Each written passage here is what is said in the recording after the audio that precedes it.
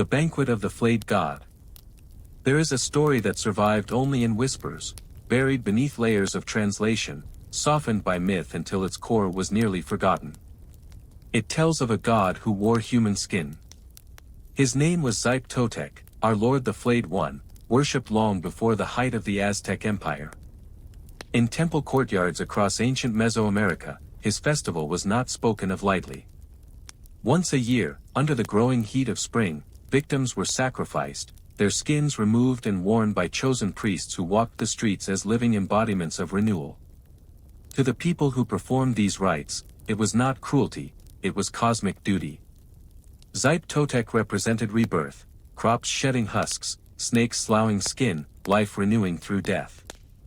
Yet to later generations, even among the Aztecs, this ritual became an unspeakable horror.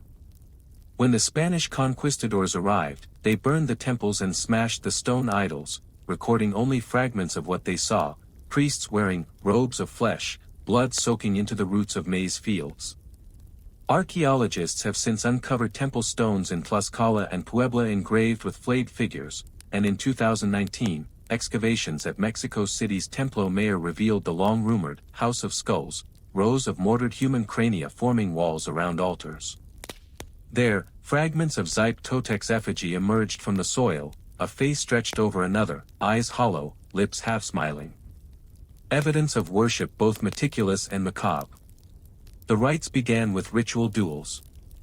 Captured warriors were given mock weapons and forced to fight armored champions. When they fell, their hearts were offered to the sun, and their skin passed to the priests.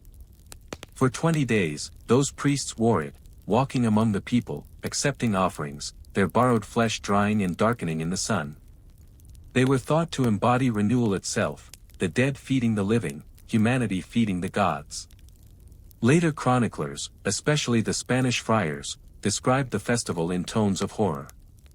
To them, it was evidence of pure barbarity, a civilization obsessed with death. But the truth may be more layered. Scholars now suggest the ritual had agricultural roots, bound to cycles of planting and rebirth.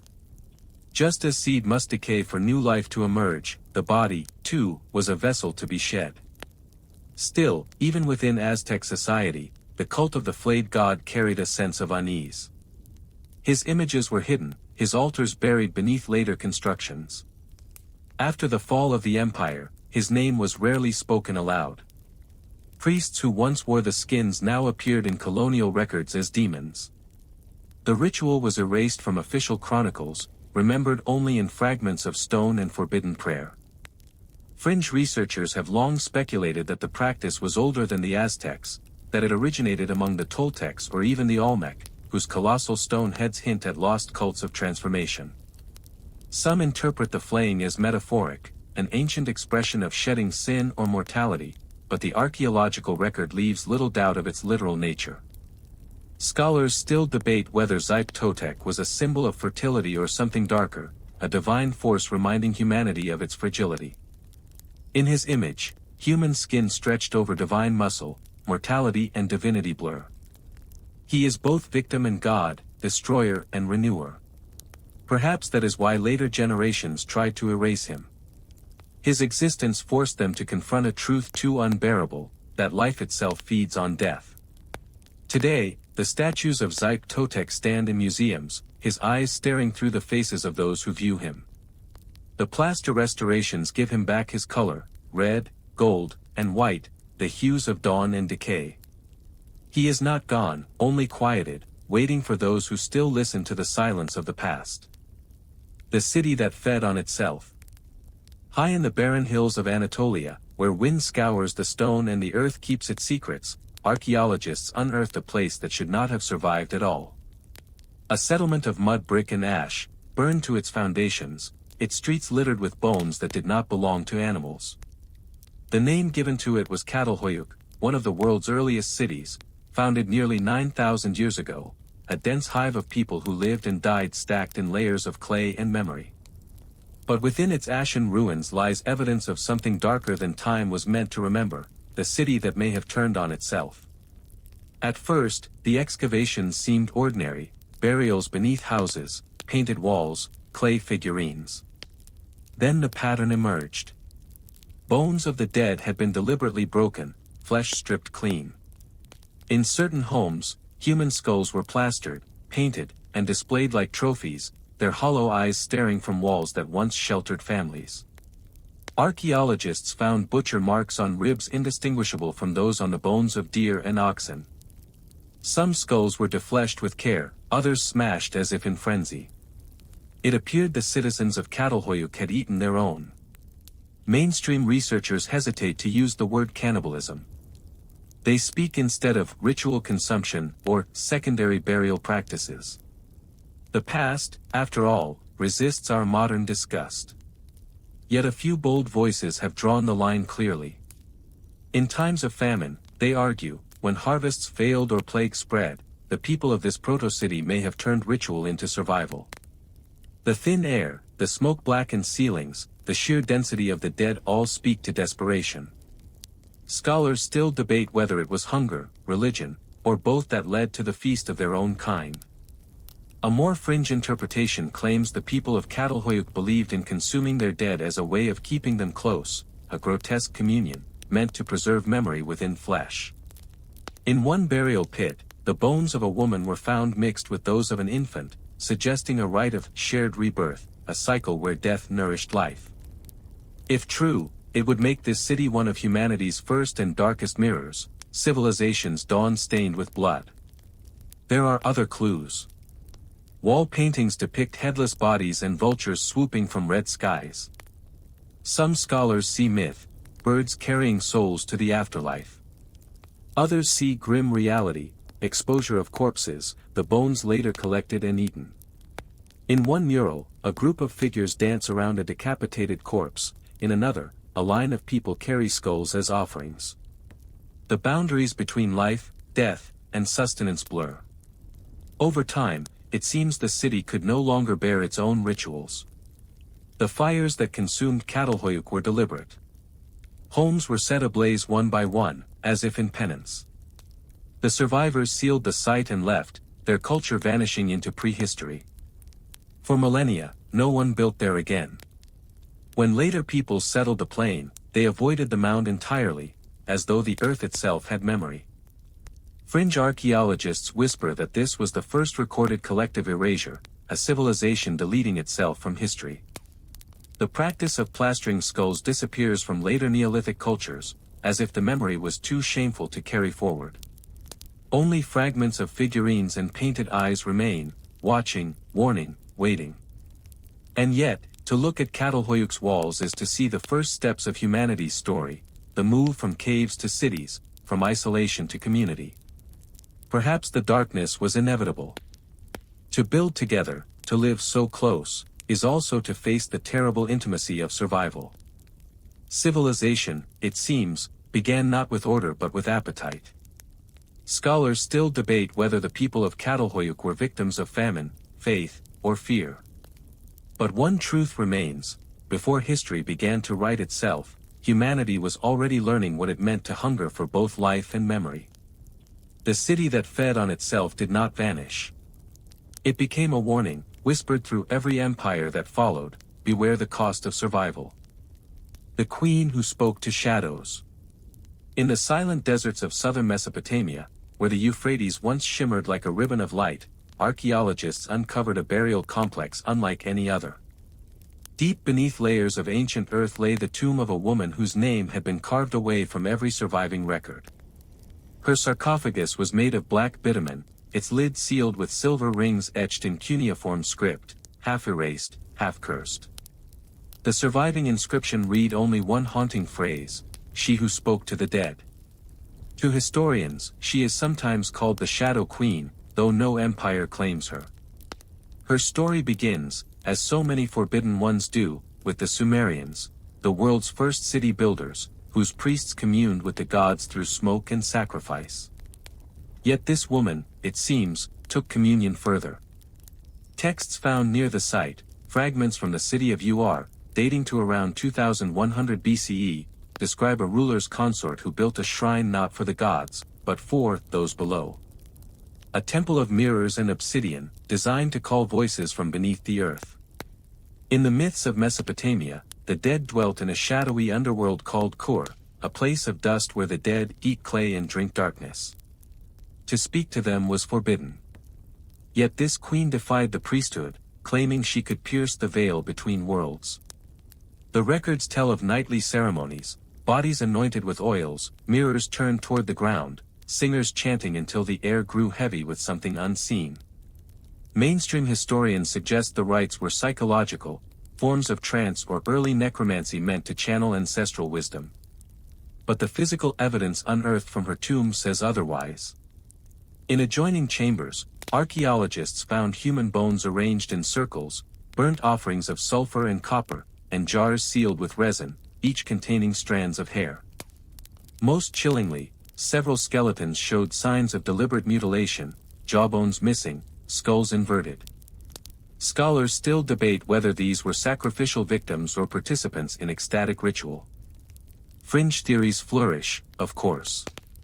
Some claim the queen sought immortality, attempting to bind the souls of her subjects into her service after death. Others see echoes of the myth of Ereshkigal, goddess of the underworld. Perhaps the queen believed she was her living vessel. A few even link her to the origin of the Lilith myth, the precursor to Lilith, a female who defied divine law to command the night. Whatever her intent, the story ends abruptly. Clay tablets from nearby temples record a purge of shadows. The priests of Ur ordered the destruction of her shrine, her images, and her name. Every record of her lineage was chiseled away, her burial sealed beneath curses warning that none shall open her gate. The penalty for even speaking her name was death. And yet, history's erasures are never perfect. A single tablet survived in a private collection, now in the British Museum, describing the woman who walked between life and dust. It claims she spoke with the voice of the dead and promised that the underworld could answer. Modern scholars have tried to interpret this, some as metaphor, others as hallucination. Perhaps she was an early spiritual medium, her rituals misunderstood through millennia. Perhaps her power was political, controlling the grief of her people by pretending to bridge life and death. Or perhaps, as her own inscriptions imply, she truly believed the barrier was thin enough to cross. Whatever the truth, the priests made sure her name would fade. The Shadow Queen became a ghost in her own story, her voice buried beneath the noise of empire. And still, her legend persists, echoed in later Mesopotamian texts warning of women who call spirits from the clay. Scholars still debate whether she was heretic, visionary, or fraud. But one thing is certain, she spoke a language too dangerous for her world. And so they silenced her, not by sword or fire, but by erasure. The greatest punishment of all, to be forgotten. The plague of the oracle bones. In the northern plains of ancient China, long before paper or ink, kings and diviners inscribed their questions to the gods on the bones of animals. They would heat these bones until they cracked and read the lines as answers from the divine. These relics, called oracle bones, form the earliest known written records in East Asia, traces of the Shang dynasty, dating to around 1200 BCE. Yet among the tens of thousands that survive, there are a handful that scribes tried to destroy, bury, or erase. The characters on those forbidden fragments speak of something terrible, something that no priest should have asked, and no god should have answered. The oracle bones were carved from ox scapulae and turtle shells, their surfaces smoothed and polished like ivory. On them, the Shang kings asked their ancestors and spirits of nature for guidance, when to wage war, how to appease heaven, when the rains would come. Then, the diviners heated the bone's underside with bronze rods until it cracked. The patterns formed were interpreted as divine replies, yes or no, life or death. But in one unearthed pit at Anyang, the Shang capital, archaeologists uncovered a cache of fragments unlike any others. The questions carved there were desperate: why does the pestilence not end? Which god has turned his face from us? Who must die to cleanse the land? The plague, it seems, had come. And the answers the priests received were horrifying. According to later texts, one Shang king, possibly Zhu Jiao, consulted his oracles and was told that the gods demanded not animals, but humans. The inscriptions shift tone after this period. The questions cease to ask for omens and instead record confessions. We offered the slaves. Still, the sickness devours the children. We burned the offerings. Still, the ancestors are deaf. It was as if the gods themselves had turned malignant, or the diviners had lost control of the spirits they once commanded. Mainstream historians view this as superstition colliding with epidemic, a civilization's early attempt to rationalize disease. Yet the imagery on those bones suggests something more unearthly. Several fragments depict human figures headless or bound, standing beneath the character for spirit. On one, a crack line forms the shape of a serpent winding through human bodies, a coincidence of heat, perhaps, or a hallucination of fear. Scholars still debate whether these symbols represent ritual execution or spiritual possession. Fringe researchers propose that the Shang priests believed their plague came from the underworld, a contamination of soul rather than flesh. To cure it, they conducted dark ceremonies at night, heating hundreds of bones at once, their fires visible for miles. Some even claim that infected individuals were sacrificed, their bodies burned beside the bones to appease the gods of pestilence. When the disease persisted, panic consumed the dynasty. The diviners began inscribing warnings, "Do not ask again." The answer brings death. And then, abruptly, the oracle tradition stopped. Entire archives were buried, many intentionally shattered before interment. The Shang dynasty fell soon after, replaced by the Zhou, who banned the old divination rites and declared the oracles cursed. The new rulers destroyed temples and sealed away bone pits, rewriting their origin myths to omit the outbreak entirely. The bones that survived did so only by accident, reused centuries later as ingredients in dragon bone medicine, ground to powder by apothecaries. When scholars rediscovered them in the late 19th century, they noticed several had been carefully scorched on both sides, as if to purge whatever message they once carried. Some fragments are still warm with mystery. Were they instruments of communication, or conduits for something darker that men could not control? Scholars still debate whether the Shang plague was biological or spiritual, epidemic or hysteria. But the records that remain suggest this: humanity's first written words were not hymns or poems, but questions whispered to fire, questions so dangerous that even the gods grew silent. The Black Temple of Abydos. South along the Nile, past the wind-scoured cliffs and the shattered faces of forgotten kings, lies Abydos, one of Egypt's oldest and most sacred cities. For centuries, pilgrims came here to worship Osiris, lord of the underworld, whose resurrection symbolized eternal life. Temples rose in his name, hymns echoed through sanctuaries carved from stone, and the dead were ferried here in hopes of rebirth. But beneath the sanctified surface, buried deep in the bedrock, archaeologists found something that did not belong, a sealed chamber built for gods no one dared to name. They called it the Black Temple, a modern term for what ancient texts never recorded. Discovered in fragments during 1988 excavations near the Temple of Seti I, it was unlike any known Egyptian site. The walls were of a dark, polished stone not found locally, obsidian mixed with basalt. Torches reflected no light from its surfaces. The chambers seemed to drink the fire. Hieroglyphs lined the halls, but many had been deliberately defaced, gouged by chisel or claw. And in the deepest chamber stood a pit filled with black sand and bones, human, animal, indeterminate. At first, archaeologists assumed it was a late-period crypt desecrated in antiquity. But radiocarbon dating suggested something older, far older. The structure may predate even the First Dynasty, built during the pre-dynastic Naqada period, when writing itself was still being born. That made it one of the earliest temples in Egypt, and one of the strangest. Mainstream Egyptologists offer cautious interpretations. Perhaps it was a fertility shrine or a place of shamanic burial. Perhaps the bones were relics of offerings to Osiris, whose myth centered on death and dismemberment. But the inscriptions that remain tell a different story. They speak of the god beneath, the eater of light, and the sleep of Ra. One phrase repeats, carved again and again, "We sealed the gate." Scholars still debate whether this was literal or symbolic, an invocation to bind chaos, or a record of something sealed away. Yet the pattern mirrors a chilling consistency found across Egyptian lore, warnings of balance between order and Isfet, chaos personified. The priests of Abydos may have believed they had glimpsed Isfet itself, and sought to contain it. The discovery of the Black Temple reignited fringe theories long dismissed by academia. Some claimed it was evidence of a forbidden Osirian cult, devoted not to resurrection but inversion, using death as a portal to harness divine power. Others whispered of a failed ritual, a summoning meant to resurrect a god that instead invited something else. In 1994, two researchers published a paper describing unusual magnetic readings within the chamber, fluctuations strong enough to interfere with instruments. They were never explained, and further studies were halted when the Egyptian Antiquities Council ordered the site resealed for preservation.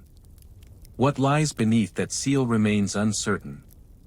Only a few photographs exist, grainy images of dark walls and a single stone altar carved with intertwined serpents. A rumor persists among local workers that anyone who entered the deepest chamber fell ill within days.